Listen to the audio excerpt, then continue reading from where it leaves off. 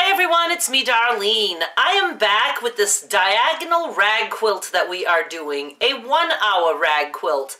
This would really be easy to accomplish in less than an hour. It's taking me a longer time because it takes me an hour just to think of what I want to do next. Once I know how I'm doing things, it will be quick and easy. Please go watch episode 1 of this series. The link is down below. It will also be on the end screen. You want to go watch that first if you're not familiar with what I'm doing so you can get caught up.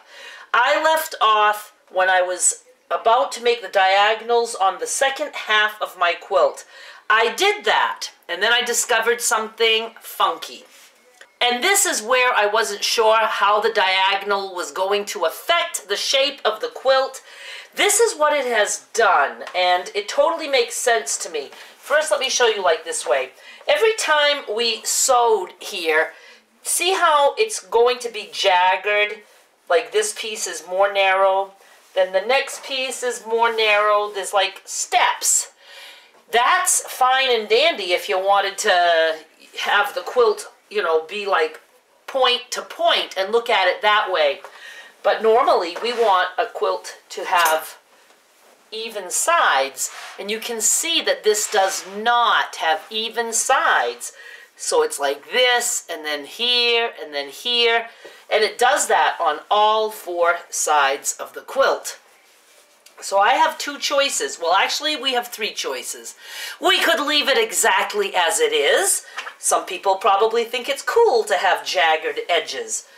But I don't want to leave it that way because I want to see, you know, what we can do for those of you who also don't want to leave it this way. The other option is that we need to trim and just trim all the way up on all sides. You know, that will mean that there will be leftover fabric, but we know that that can go into crumb quilts, so that's a good option. The last thing we could do is, I think, if we were to fold this and start doing the diagonals in the opposite direction, from what I can see, each time we would do that, it would even up the sides.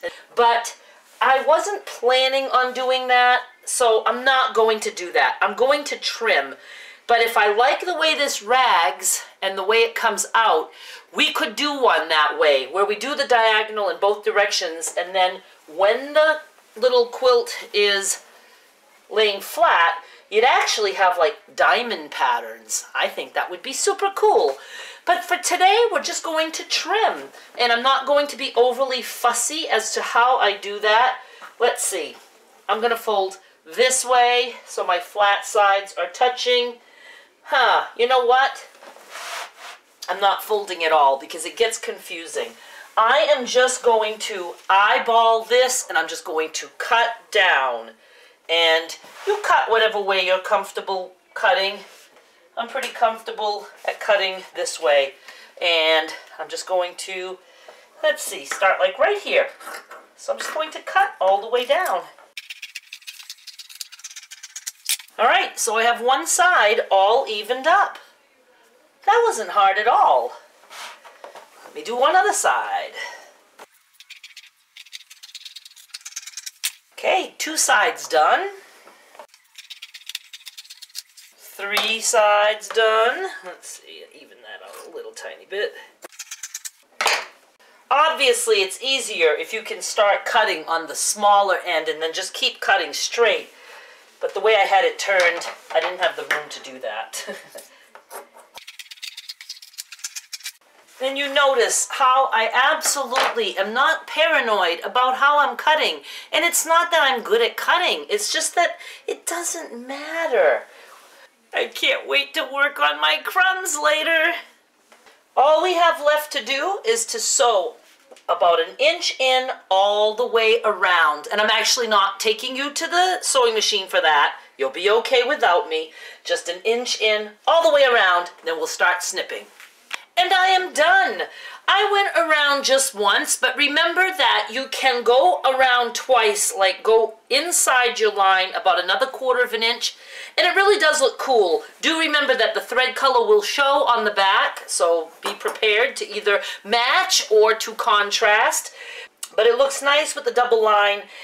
And when you're snipping, if you were to accidentally snip your stitch line, you have another line behind it as a backup. Of course, you could always just go and sew your line that you snipped.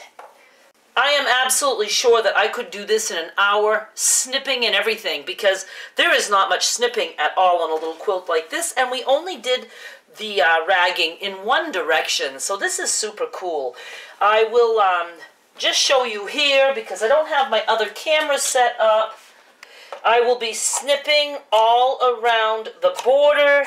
You snip about 1/4 of an inch to 1/2 an inch. Don't worry if it's even. You just snip all the way around. Then you also want to snip all these diagonal strips. It'll be sewed down, so you just snip to raise it on each end. And you're just going to snip all the way through. All the way across. You're going to do that to all these ridges. So I am going to do my snipping. I am going to throw this in the washer and dryer, and then I will be back to show you the finished quilt. This is a success. Love it. Absolutely love it. I hope I don't forget to take pictures at the end for you guys. I always forget that part. So I will take pictures. It came out so good. The only thing is I only washed it once. The edges didn't get as raggy as they are going to get. But I love the look of the diagonal. So many things I want to mention about this. The feel of it. Just 2 layers of cotton like that. I call it like a summer quilt. You know, sometimes you're just cold on the couch because somebody like me has the AC cranked and you want to cover up, but you don't want a heavy blanket or an Afghan.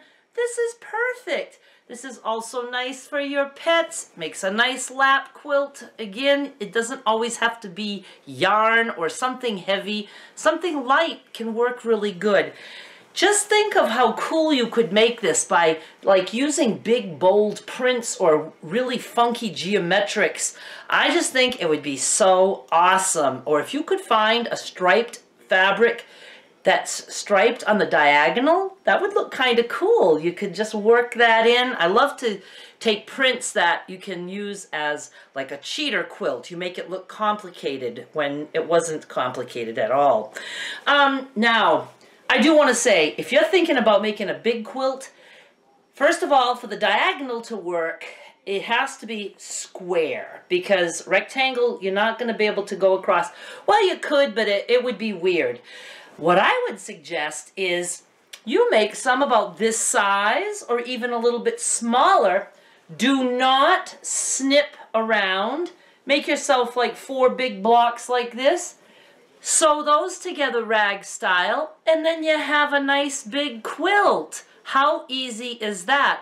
And when you put them together, you could have the ragging be to the front, or if you wanted and you didn't want that ragged X with the diagonals, you could rag to the back. So you'd have just diagonals on the front, and then in the back of your quilt you'd have a ragged X going, you know, not an X as much as a plus sign is what you would have. Just so many things you can do. So I am going to do some ragged quilt as you go blocks. I think I want to start doing that, and I think that will be cool, and I could put those on the quilt board at the end. Not going to put this on the quilt board because it's too big for me to capture in the picture, and you can just imagine, you know, having those 4 of these, you know, like a big 4-patch to make a big quilt. It couldn't be easier. This was super easy, and I have no problem with just trimming the sides to make the edges even. That was easy. So thank you so much for watching. I will take pictures of this so you can see it, and this little baby might appear on eBay. I like it that much. Do subscribe so you don't miss my future videos, and I'll be back with more soon. Bye!